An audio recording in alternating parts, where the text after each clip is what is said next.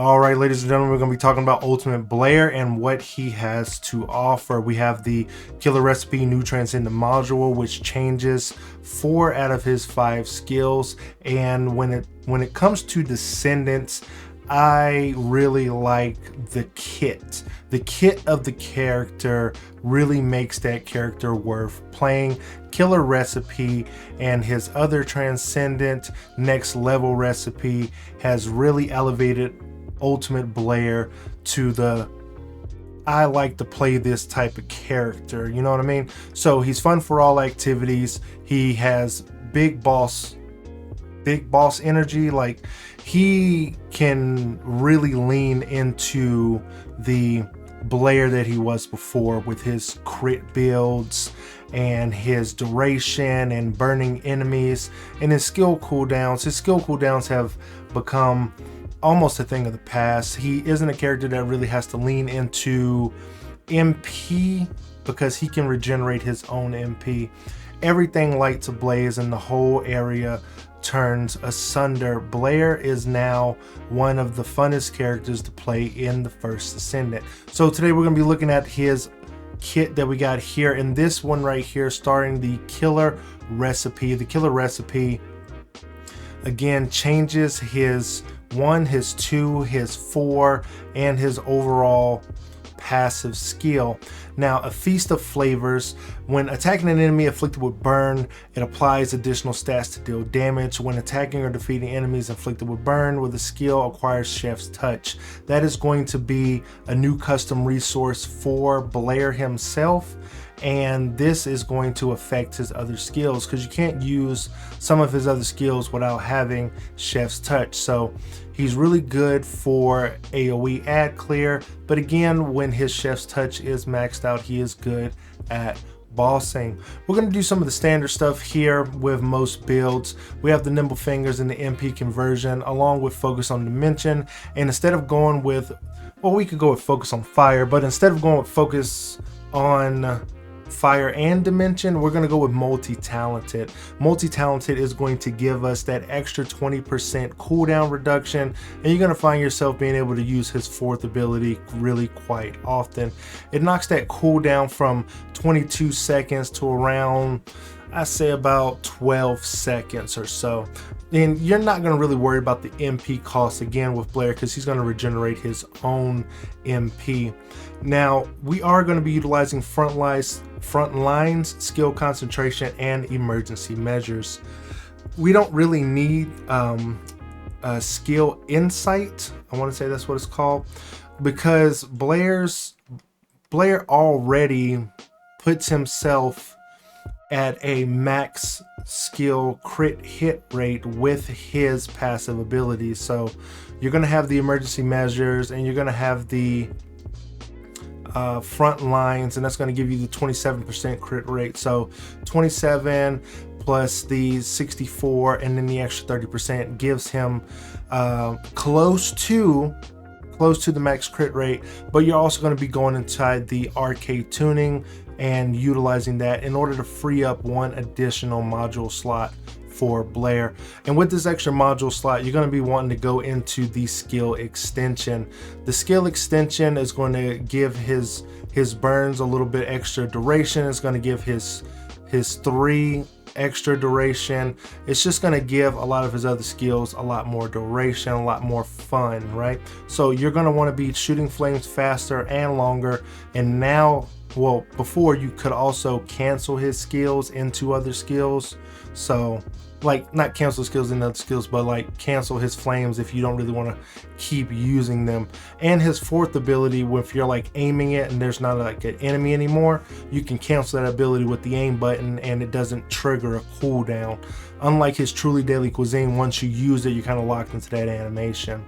So now that's the Killer Recipe build. Now we have the Next Level build. You've already invested all this time into Blair, and the Next Level Recipe really just changes his 1 and it changes his 3. His 1 becomes like Viesta's Frost Roads, which gives you flames that run across the ground, and his 2nd ability lets you run with his flamethrower ability. Now his 3rd ability is unique, as you have to change a little bit of skills in order to get the maximum effect for Ultimate Blair. So your next level recipe is either going to have to be leveled up a bit, or, well, it is going to have to be leveled up a bit, because even with the perfect whole module setup here, you're going to need your skill range to break 100%. And once you break the skill effective range of 100%, then you are able to utilize his level 3 with his third ability, and that gives you the open arms, like the open hands. He's running across the field with both his hands open and shooting out those flames. Now, a lot of people, I don't know if any other YouTuber is telling people that, but it does say it in the skill description, but you are going to need to break the skill effect range of 100% to get the most bang for your buck.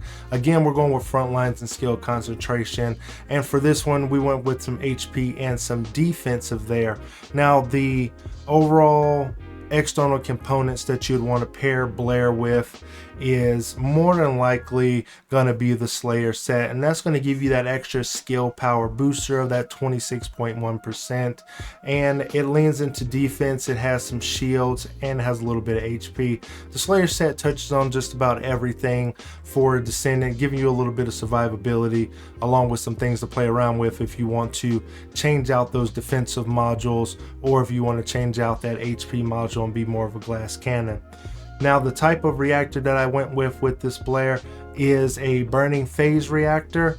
A perfect roll on this would have been a fire skill power boost ratio along with a skill effect range, giving me a little bit more of that skill effect range that I want, and not really leaning too heavily on the singular skill power boost. But all in all, it's not a bad reactor. But if I was looking for more bang for my buck here, I would want the skill effect range, and that's mainly what you're going to be leaning into.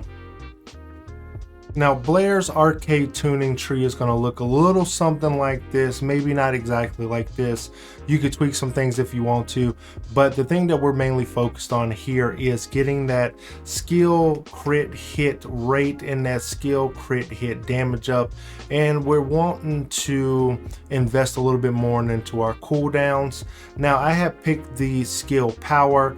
You don't necessarily need it, but again, if you're looking to do big damage on big hits instead of doing damage over time, then you're going to want the skill power to boost Blair up to that next level. And his arcade tree, tuning tree, is going to look a little something like this. You could take away a few things, clean up some of these blue modules there, but mainly the thing that you're hitting on here for, again, is the skill crit hit rate and the skill crit hit damage. You really could just go back and take back the cost and go back around and go with the MP recovery modifier in and out of combat. That's really dealer's choice. That's really preferential right there, but the less mana that you have to consume in order to use a skill, the better. So the arcade tuner tree is going to look something akin to this if you're not going into a gun build. And there you have it, ladies and gentlemen, Ultimate Blair. It's pretty simple to build. He's built almost like he was back in the day. He has a little bit more going for him than he did before. Overall, his kit has been improved, and his playability, his like overall fun factor, if you will, has really skyrocketed to where I think Blair should have been from the beginning. And then when we had got his Transcendent modules, and in this time around, that they could have been something more if this was the original Blair that we had from the get-go. I think from the player feedback and what we received at launch, that they could have done something to change Ultimate Blair to the Ultimate Blair that we have today, instead of making the new character with new Transcendent modules, changing his kit that way.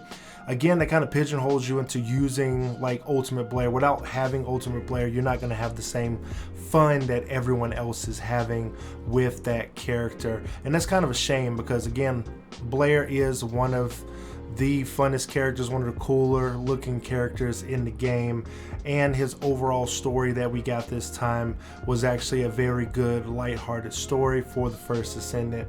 If only they would have implemented a lot more of these base things into the game, again, this type of Blair, the type of storytelling that they're doing now, it would have been an overall better game and had a better player base in its totality, right? So hopefully this video helped you guys learn Ultimate Blair a little bit more, what he's good at, what he's bad at, the do's and don'ts. So get in where you fit in.